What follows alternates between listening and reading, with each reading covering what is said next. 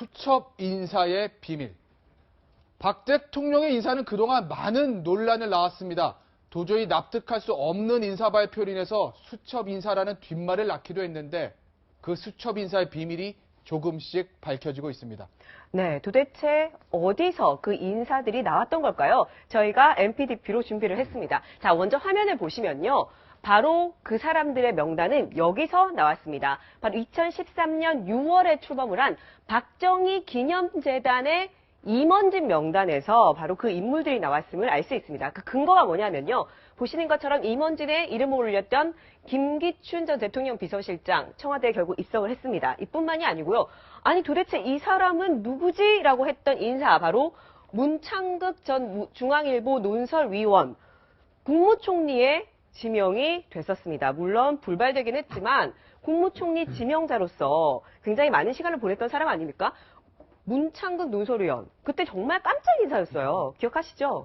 그렇죠. 아무래도 그때 이제 누가 추천했느냐를 두고 이제 뭐 아무래도 언론계 내에서는 뭐 이제 언론계 상당히 이제 그 저명했고 또 여러 가지 이제 단체 장도 맡았기 때문에 나름대로 뭐 총리를 맡을 그런 자격이 된다 했는데 상당히 당시로서는 조금 이제 좀 뜬금없다라고 이야기할 정도로 그런 인사였습니다. 결국 이제 그 교회에서 한 발언 때문에 결국 이제 낙마하긴 했지만 아무래도 이제 박정희 기념재단이라고 하는 것은 이제 박정희 대통령과 어떤 식이든 연관이 있는 분들 70년대에 박정희 대통령에 있을 때 그때 이제 김기춘 실장 같은 경우도 정수장학회 장학생 출신 아니겠습니까? 그렇죠. 이제 그런 연관이 있는 분들이 모여서 이제 기념재단을 만들었고 그 중추의 역할을 했기 때문에 아무래도 인력 풀의 입장에서 본다면 박근혜 대통령을 본다면 자기 아버지에 대한 그런 어떤 기념 또 알고 있는 분들 이런 분들을 중심으로 어떤 인재 동영 풀을 설지 않을까 그렇게 추정할 수 있을 것 같습니다. 그 당시에 문창극 후보가 지명됐을 때 도대체 이분이 누군가 궁금해서 이분이 신문에 썼던 칼럼들을 제가 다 한번 읽어봤던 기억이 나는데 당시에 문창극 후보가 지명되자마자 첫 번째 인터뷰에서 뭐라고 얘기했을까요? 그 얘기 한번 들어보겠습니다. 저는 여러분이 알다시피 평생 언론인 생활을 다 끝내고 대학에서 가르치고 기르는데 남은 여생을 보내려고 했습니다. 능력도 부족하고 지혜도 모자라고 국정 경험도 없는 정말 부족한 사람입니다.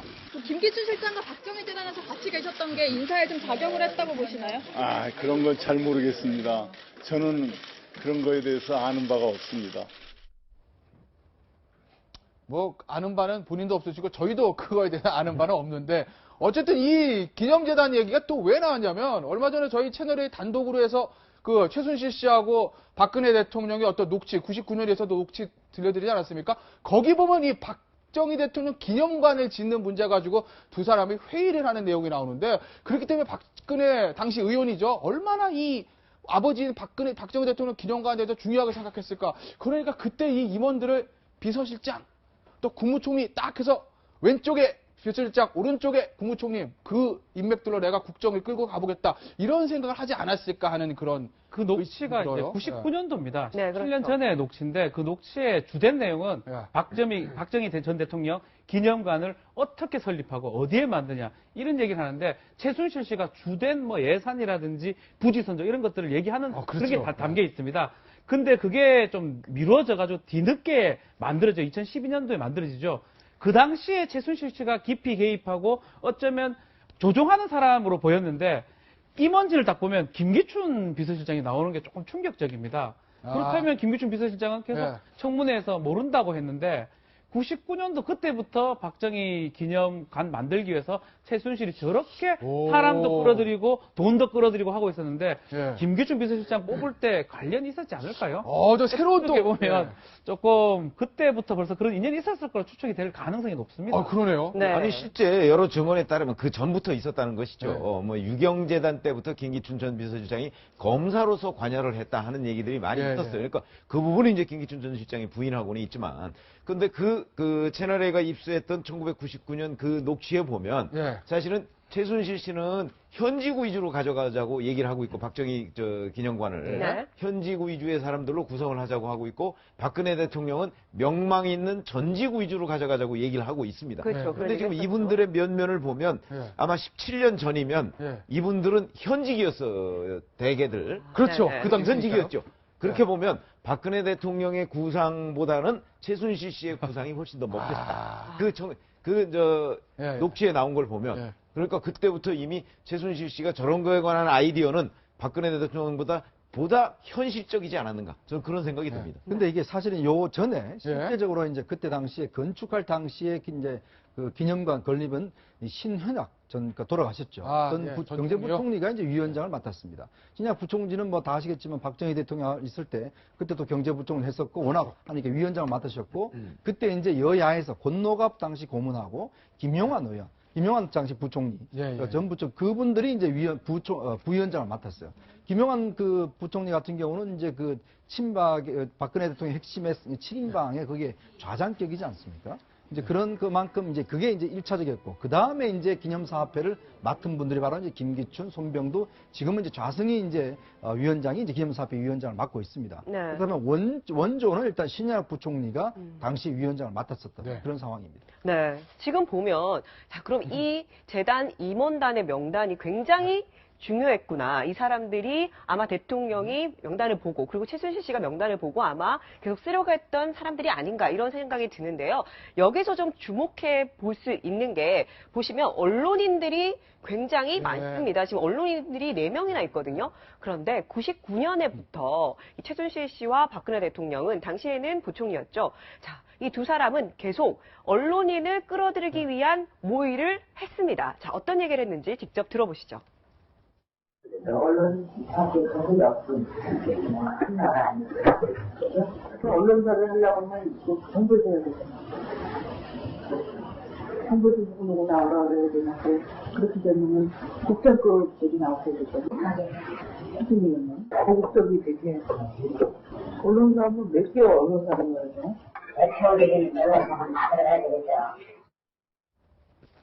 네. 지금 언론사들을 위원회에 끌어들여야 된다. 왜 이렇게 언론사들을 끌어들이려고 했을까요? 원래 저런 일을 할 때는요. 네. 언론에서 사실은 뭐 비판적으로 나오면 조금 여론 조성에 문제가 있습니다. 그렇죠. 그러다 보니까 이제 조갑재 씨 같은 경우는 사실 뭐 박정희 전문가로 네. 사타가 공인하는 상황이니까 거기는 사실 뭐 언론인의 범주라기보다는 아마 박근혜 대통령이 아버지에 관한 전문가다 아마 그런 식으로 해서 이제 임명을 했을 가능성이 있고 다른 분들은 이제 언론사를 해야 왜 그러냐면 김대중 대통령이 공약을 했잖아요. 박정희 기념관을 만들겠다 그렇죠. 하겠다고요. 공약을 했는데 사실은 그 공약을 하자마자 당선되고 나서 그때부터는 일부 진보 매체들 중심으로 야 그래도 그 김대중 대통령이 이 공약을 실천하는 건 곤란한 거 아니냐 예. 이런 여러 가지 문제 제기를 많이 했어요. 그렇기 때문에 1999년 상황이면 그걸 돌파하기 위해서라도 언론사에 이렇게 여론 조성을 좀 필요로 하지 않았을까. 그래서 최순실 씨가 그것도 저는 굉장히 현실적인 아이디어였다고 생각해요. 그러네요. 그러니까 지금까지 또다시 드러나는 내용들을 보면요. 이 최순실 씨에 대해서 여러 가지 평가가 있을 수 있을 것 같은데 뭐 공황장애라고 한다든지 회폐 이런 단어를 쓰는 걸 보면은 사실 기본적인 것도 부족한 강남 돈 많은 아줌마 아닌가 이런 생각을 하면서 이런 사람이 과연 국정을 농단하고 박근혜 대통령을 좌지우지했을까라고 이제 또 주장하는 분들도 계셨었습니다. 근데 지금 나오는 걸 보면은 심지어 99년부터 최순실 씨는 재단을 만드는 것이 정치 권력을 가져가는 게 굉장히 중요한 매개체라는 걸 알고 있었던 거죠. 그렇겠네요. 재단에는요, 인맥을 넣을 수 있고 돈을 받을 수 있습니다. 그렇죠. 그러다 보니 사실상 정치 권력 조직화에 이용되기에 가장 최적합한 구조가 재단이라는 걸 알고 있었던 것 같고 그것을 또다시 최근에 미르재단, K재단을 주도적으로 최순실 씨가 할 수 있었던 그 역량을 이미 99년도부터 보여줬다는 걸 반증한다라고 봅니다. 방금 전에 그 녹취에서도 들어보셨겠지만 박근혜 대통령과 최순실 씨가 과연 어떤 관계인가? 이게 최순실 씨가 박근혜 대통령의 업무를 도와주는 보조하는 사람인지 아니면 지시하는 사람인지 저도 참 그 녹취에서 헛갈렸었는데 한번 보실까요? 신여인가 조종자인가? 이때 예전입니다. 박근혜 대통령 최순실 젊은 시절 이때 보면 그냥 시녀예요. 그 영예 시절에 모시던 모습 아니겠습니까? 시녀인데 세월이 흘러 지금 보니까 대통령 모습이고 최순실 씨, 또 저희가 사진 기가 막힌 것 갖다 놓지 않았습니까? 이 지금 관계를 보면, 이게 정말 대통령이 말했던 것처럼 신여에 불과한지, 아니면 모든 걸 다 좌지우지했는지, 조종자인지, 지금 녹취를 들으시면 조금 판단을 하실 수 있을 겁니다. 녹취 한번 들어보겠습니다. 기념관이 걸렸으라고 그러면 서울의 쪽에는 어느 쪽이나? 그거 한가지 서울 교실에 어려우면 고향 기념도를 그래서 통일을 했을 때 그냥 교육사람이 국적을 좀 가까운데 국적으로만 했으면 그래서 거기 부분이 어디죠? 양승관이 가정이 연기가 좀 그래서 좀 연기가 좀 크레이트를 냈잖아. 会再说这个，他们的营业不良，尴尬的是，용인에서 그런 거에 불만이 고향은 어때요? 고향 그쪽은 어떠세요? 정재환 씨가 그 연구소 측에서 어디죠? 자, 이거 들어보면 말이죠. 대통령이 뭐 경기도 북부 뭐 고양시 얘기하는데 그냥 최순실씨가 단칼에 한번 잘라버리고 남쪽으로 잡습니다. 부지선정인데 대통령 계속 고양시를 조금 예. 얘기를 하고 있는데 네. 실무자도 고양시에 대해 답변 안 해줍니다. 최순실은 경기 남부 예. 용인이나 지금 이래재단은 저게 아마 분당 그 지역 같은데 예. 거기를 얘기하고 대통령이 고양이라는 걸 3번 얘기하는데 다 묵살당하는 느낌입니다. 저 때가 99년이고 국회의원 시절이고요. 네. 최순실은 저 당시에 유치원 원장입니다. 유치원 원장이 부지 선정을 하는데 대부분 실무자들이 최순실의 눈치를 보면서 경기 남부로 이제 가는데 대통령은 조금이라도 고향 근처로 좀 가보고 싶은데 거기는 묵살당하는 모습이 결국 저 두 사람 관계가 저 때도 조금 신여보다는 대등하거나 아니면 오히려 정책을 결정하는 입장이 아닌가 이렇게 추측이 되는 거죠. 제1야당 부총재보다 유치원 원장이 더 세요. 저거 들어보면. 근데 저 상황을 보면 네. 정말 최순실은 이 해안이 있는 것 같아요. 아, 만약에 이 기념관이 해안이요? 만약에 분당에 랜드 갔으면 지금 땅값이 얼마입니까? 만약 고향 쪽으로 갔으면요. 정말 땅값이 안 올랐어요. 네. 많이 안 대통령 올랐죠. 말대로 고양시 쪽 일산 가보십시오. 땅값이 그대로거든요. 근데 역시 만약 부동산은 최순실 그렇죠. 씨네요. 만약 그때 분당으로 갔으면 지금 사실은요. 이래재단이 그 분당에 이제 세종연구소로 있지 않습니까? 사실 그 땅에서 나는 임대료 가지고 지금 운영을 해요. 거기 지금 그래요? 골프장 옆에 연습장 만들어서 그걸로 운영을 하고 있거든요. 네. 당시에 전두환 대통령이 그때 아무리 땅값 안 살 때 가서 큰 지대를 만들어서 했기 때문에 결국에 운영이 되는 것이거든요. 그러니까 여기서 최순 씨가 보면 계속 지금 용인이나 지금 뭐 분당 이런 쪽 가자는 거 아니겠습니까? 그렇죠. 그런 걸로 보면 정말 최순 씨가 땅에 대해서만큼은 정말 월등한 해안이 있었다 이렇게 보여집니다. 그러니까 실무자도 참 황당한 게 본인이 거국적으로 통일을 생각해서 북쪽이나 이런 말을 했잖아요. 그래서 박근혜 대통령이 그러면 고양시 이렇게 얘기했는데 바로 최순실 씨가 용인을 얘기하니까 그 후로 자기가 북쪽을 얘기해놓고도 박근혜 대통령 말은 안 듣고 계속 용인 얘기를 하는데 누가 저는- 센지 아는 거죠. 예, 저런 것들 보면은 박근혜 대통령은 물론 99년도이긴 합니다만 어떤 추상적인 상징을 가지고 있고 추상적인 생각을 하는 정치인일 수는 있어도 그걸 현실화시키는 실무적인 능력은 상당히 떨어지는 편, 구체적인 컨텐츠는 별로 없고 어떤 정보도 별로 없는 상태로 보여지고 오히려 최순실 씨가 산전수전 다 겪으며 여기저기서 정보도 빠르고 또 어떻게 막 빠르게 꾸려나가고 또 실무자들을 어떻게 다그치고 이런 것들에 더 능한 그런 그 실무 총괄자 같은 그런 말 그대로 정말 실세 그런 모습을 여실없이 보여주고 있네요. 그런데 1999년이면 네. 사실 분당 신도시, 일산 신도시 이게 다 어느 정도 설치됐거든요. 됐을 때죠. 그렇게 되면 용인으로 저 실무자도 얘기하잖아요. 용인 얘기하니까 뭐 땅값이 이런 얘기 하잖아요. 그러니까 그때 아마 그 최순실 씨가 얘기한 대로 용인이나 뭐 분당이나 이런 데로 갔으면 땅을 못 샀을 거예요. 할 수가 없는 거죠. 지금 이 박정희 기념관 도서관 이게 있는 게 상암동이잖아요. 그 상암동의 경우는 그 잘 아시지만 그 난지도 그 매립장 그렇죠. 그 근처에다 지은 거거든요. 그리고 그게 땅 자체가 서울시 땅이에요. 예. 그러니까 서울시 땅이니까 땅값이 굉장히 저렴했어요. 그런데 만약에 그때 말대로 정말 최순실 씨가 그런 식으로 해서 뭐 용인이나 분당으로 그 부지를 정했다? 그러면 아마 지금 기념관 만들지도 못했을 거예요. 그런 점에서는 또 현실감이 좀 떨어졌다 이렇게 생각할 수 있죠. 예, 저희가 오늘 그 수첩 인사 비밀을 알려드린다고 그랬는데 하나는 말씀을 드렸습니다. 그 박정희 대통령 기념재단의 멤버들이 비서실장 그리고 총리 후보였다라는 점 말씀을 드렸는데 또 하나가 있습니다. 바로 이겁니다. 동아일보 단독 보도에서 나온 내용인데요. 후보 고르는 대통령 결정은 누가 최순실이었다는 거죠. 박근혜 대통령이 국정원 2차장 후보자, 기소실장 후보자 5배조, 5명을 4후보로 선정한답니다. 그거를 정호성 씨한테 보내요. 정호성 전 비서가 양력을 싹 정리를 합니다. 그걸 다시 원래 대통령한테 보내야 되지 않습니까? 그런데 어디로 갈까요?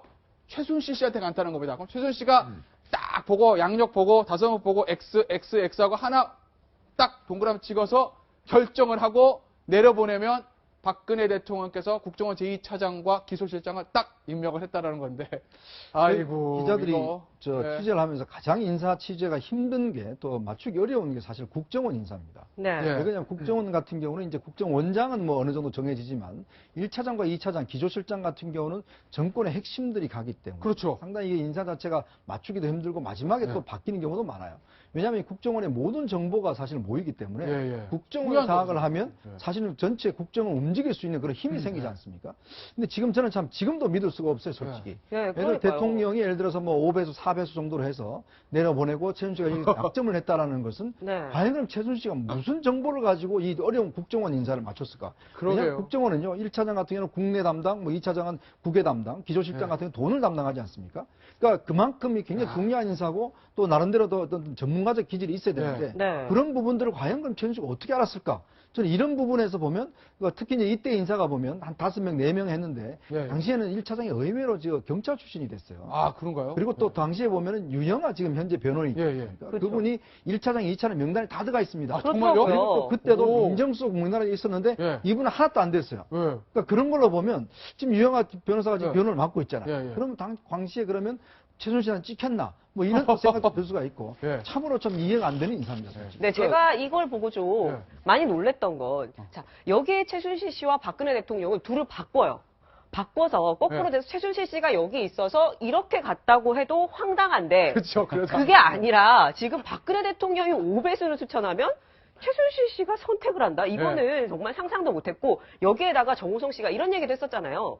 이런 얘기가 한번 나왔었죠. 최 선생님한테 컨펌 받으셨어요? 라는 소리가 나올 수밖에 없는 구조예요. 지금 이 상황이면. 그러니까 박근혜 대통령과 최순실 씨의 성향이나 어떤 스타일을 보면은 알 수 있을 것 같습니다. 아까 99년도부터도 그랬었지만 박근혜 대통령 오히려 최순실 씨가 여러 명의 후보를 박근혜 대통령이 얘기했을 때 박근혜 대통령은 선정을 하지 못했을 것 같습니다. 그러니까 박근혜 대통령이 지금 정호성 비서관한테 이런 사람을 구두로 알려주면서 최순실 씨에게 알려줘라고 했던 거 아니에요. 그럴 때 이제 정호성이 받아 적으면서 또 추가적인 양력 정리해서 갖다 줬다는 거거든요. 그럼 박근혜 대통령이 들은 그 여러 명의 사람들은 아마 청와대 안에 인사 담당자일 수도 있고 박근혜 대통령의 지인들이 추천했을 겁니다. 그런데 문제는 이 사람들에 대해서 박근혜 대통령이 왜 자체적으로 검증이나 최종 선정을 못하고 최순실 씨에게 보냈느냐를 생각해 보면 박근혜 대통령은 여기에 대해서 어떤 확고한 생각도 없을 뿐만 아니라 그 자기에게 추천했던 이 지인들에 대한 믿음도 별로 없었던 거죠. 결정을 최순실 씨에게 맡기면 그 결정에 대해서는 굉장한 믿음이 있었던 걸로 보여집니다. 그럼 최순실 씨가 어떤 능력이 있길래 믿었냐를 생각하면은 오히려 최순실 씨가 이 사람들에 대해서 여러 가지 음이건 양이건 정보를 많이 알고 있고 또 뭔가 박근혜 대통령, 나 자신에게 도움이 될 만한 인사가 누구인지를 정확하게 짚어줄 거라는 믿음이 있었던 걸로 보입니다. 근데 제가 보기에는 사실 최순실 씨가 그 많은 사람을 어떻게 알겠어요? 뭐 경찰 출신, 그다음에 그 중에 보면은 이제 2차장 후보로 올라간 사람들 보면 5명 아닙니까? 5명 중에는 경찰 출신도 있고 원래 국정원에 있던 사람도 있고 뭐 다 여러 사람들이에요. 그거를 최순실 씨가 저는 다 알 것 같지는 않아요. 그런데 그 중에 이제 5명 중에 2순위에 있는 사람을 찍어서 실제 국정원 2차장을 시켰거든요. 아, 그래요? 서천호 전 경찰대학장을 시켰어요. 근데 과거에도 보면 경찰청장을 하던 사람이 2차장을 간 경우는 있습니다. 청장은요? 청장 출신이. 근데 경찰대학장은 청장보다는 아래 직급이었거든요. 그러니까 이제 좀 약간 의외다 이런 생각을 하는데 그래서 저는 이 대목에서 사실은 최순실 씨가 혹시 민정수석이나 이런 이 검증을 담당하는 쪽하고 연결이 돼서 그러니까 우병우 전 민정수석하고 그래서 저런 것이 있으면 다시 민정수석 쪽하고 얘기를 해서 이 사람은 왜 그러냐면 검증은 일단 통과해야 되지 않겠습니까?